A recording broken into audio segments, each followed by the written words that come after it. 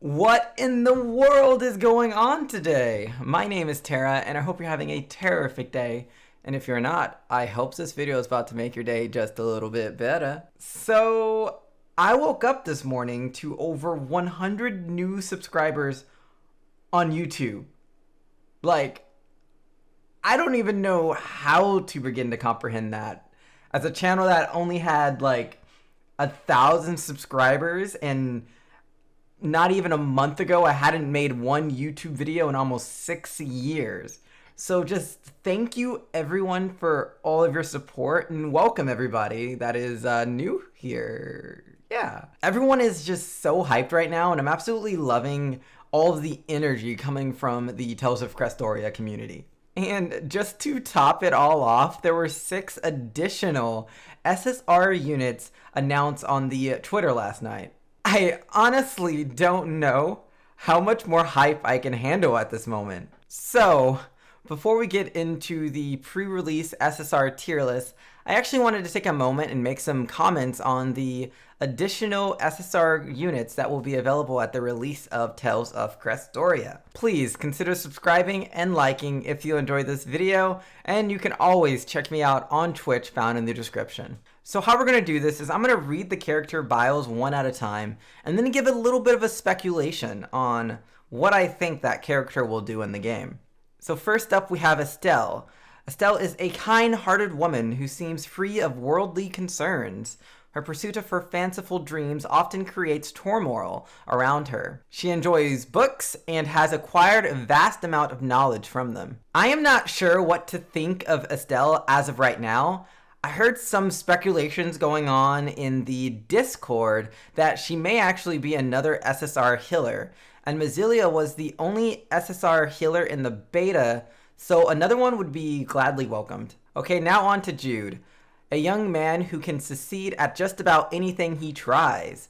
Jude is an exceptional student. He's eager to help others to an extent that borders on meddlesome, but it isn't in his nature to leave well enough alone, even if he knows it's going to get him into trouble. So Jude may be yet another martial artist type being added to the release roster. I'm excited as originally Fire Sword seemed like the only composition that would have all of their pieces at launch. So just having Jude as an additional martial artist is crazy, and this next character is also going to be another character that I think will be another martial artist. Kohaku! Kohaku is a raven-haired young woman who holds fast to the kindness in her heart. She is a fearless martial artist who particularly excels at kicks. Okay, so this is pretty obvious. She looks like she's going to be a fire element and martial artist type unit. And with so many other martial artists in the game already, it is really starting to look like martial artist compositions will have that same kind of power as sword types currently have. Okay, now let's talk about our main man, Lloyd. Lloyd is a fiery young man who is genuine and honest. He aspires to be an unflappable hero, but his emotions tend to end up written all over his face. He uses a self-taught dual blade fighting style because he figured 2 swords would be twice as powerful. Lloyd looks like he may be an earth element in dual blades type unit, and dual blades types were definitely something lacking within the beta. Being an earth dual blade means he will fit pretty well with the SR characters like Rose and Rokuro, who are both dual blade earth types themselves. And he could be a great tag team buddy with someone like Leon. And on to husband material, Ludger. Ludger is a young man of a few words. He excels at housework and is a masterful cook. In battle, he fights with dual blades, dual pistols, and a sledgehammer. You see, Ludger has me slightly suspicious. As they noted, he could wield dual blades or even be a gun-toting unit. This is totally speculation, but it makes me wonder if there are any units in the game that will be multi-type units in the future. The only gun-type unit announced as of right now is Vicious, so there is definitely room for more guns. Lastly, we have Rita. Rita is a brilliant young woman with a focused passion for research. Little else interests her, including the feelings of others. So, she doesn't mince words. She has a short temper and hates nothing more than having her research interrupted. Rita is kind of looking like she's going to be an arts type unit. There is already a plethora of arts types on the release banner, none seemingly overpowered, so maybe Rita could be the thing that pulls an arts type composition together. It really does seem like all of these additional SSR characters will flesh out most of the compositions we originally thought were missing key elements in the beta. However, we cannot be completely sure on that until we see their kits once the game launches. Alrighty. Now on to the portion of this video that you have all been waiting for. My pre-release overall SSR tier list. To create our tier list, we will be using Tier Maker. This tier list will be an overall tier list, focusing more on how characters will do in all content rather than solely in their element-specific content. We will also heavily be considering characters' late game potential rather than how good they are during the early and mid game. There will be differences between this tier list and the ratings given to units in my SSR unit analysis series. Please note, this tier list is strictly my opinion and based on information found in the beta. I am generally in the top percentile of most games that I play competitively, which is why I feel competent enough to create a tier list this early. These are not recommendations for the SSR characters you should choose with your selective summon or while you are rerolling. You can check out my selective summon and reroll character guide if you want that kind of information. Once the game launches, I will continue to modify and iterate on this tier list as information becomes available. So now, let's get into making this tier list. Alrighty guys, this is going to be an unscripted part of this video. I kinda decided that it would be best done if I just kinda winged it. First off, I wanted to try to delineate between different characters and how we're actually going to be ranking these characters. First off, we have our SS tier, which is considered God tier, our S tier, which is considered demigod tier, A tier, which is for our meta units, B tier, which is for the characters that are viable in niche, and C tier, which is for our mediocre SSR characters. We also have unknown, which will be used for a lot of the characters that were just announced. So those are characters that we really didn't get to play around with in the beta. So you can't really analyze those characters at this time, which, like I said previously, I will be reiterating on this tier list as time goes on and modifying it as we learn what does and doesn't work in the game. So first of all, I would like to place most of these units into the unknown category, being, Rita, Ludger, Lloyd, Kokaku, and Jude. And then, Estelle, I don't think she belongs in unknown. I think she kind of belongs in God tier because we already know she's going to be God tier. So I'm just going to put her there for now. I want to mention that most characters in this game are viable, or well, every SSR character in this game is viable. So if you choose to go with any character starting out in the game, I believe that the game has a well enough design that they will not enter into this mediocre character or mediocre category from like launch day. Maybe in the future as power creep happens, they'll like go down in rating, but at launch, I don't think there's going to be any mediocre characters, which is actually pretty great news for anybody who's trying to, choose your favorites and isn't really caring too much about what is deemed the best characters. So let's go over to our viable and niche tier, Aegis being one of them. Aegis is kind of like the wet noodle tank. He doesn't really do all that much damage, kind of lackluster at this time. It doesn't mean he's bad. He is really good because he's a super beefy tank. He definitely fills more of a niche kind of area. Second up for the viable and niche is going to be Asbel. Asbel is more of in the viable category over the niche. He's an overall pretty good unit. But when you compare him to a lot of the other SSRs, there's pretty clear differences in their like degree of how powerful they are. So that's why he's in the viable category. Other than that, we're going to be going with Mazilia.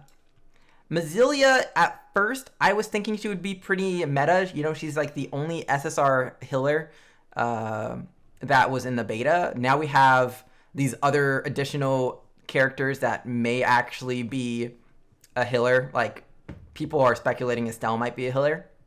But just because she's the only SSR healer does not automatically make her meta. So I'm going to move her down to viable just because a lot of the other SR characters are pretty good healers if you look at them. Kanata's a good all-arounder unit. There are, I believe, better all-arounder units. He has like an attack all, which is pretty good for farming. So Kanata could actually end up being meta.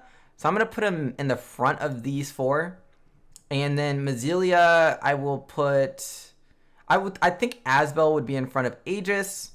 And then Mazilia, I'm actually going to be putting her at the bottom, surprisingly. So I think Aegis might actually be higher on our tier list than Mazilia. But of course, all of these are relatively the same. I still think they're all viable. I think they're all niche. So let's go on to who we think is meta. So we have Kronos. Kronos was the character I rated probably the lowest on our tentative SSR tier list in my SSR analysis series. But after looking more into him, I think he's going to be pretty good. I think martial artists are going to get a lot better since, you know, two of these characters I think are going to be martial artists. And if martial artist compositions become better, then Kronos becomes better. And I kind of think I was underrating him at first. Which also means Velvet is also going to be meta. She's another martial artist character. Really, really strong single target damage over one turn. She does have a lot of dead turns though. And then we have Kanano, which is our premier water unit, in my opinion. She's a longsword type, so she fits kind of perfectly in a composition with Kanata. Longswords have a lot of really good synergies in the game at the moment. Mila's like everyone's waifu, which is great if you like Mila, because I do consider her meta. She's like the only character that can cast Debilitated, which is a pretty good status effect to put onto your opponent. And she's a pretty good like supportive damage dealer, which I enjoy immensely. We're going to put Reed into meta. Fire sword unit. There's a lot of fire element in sword type units. So Reed kind of automatically becomes meta. And he synergizes really well within that composition. And he has a pretty awesome Memorial Stone if you want to check that out in the future. Let's throw up Saray. Okay. Saray, originally, I was considering him kind of like a demigod. But I don't think we have enough information on how Wildfire will actually be used and how good Wildfire will actually be.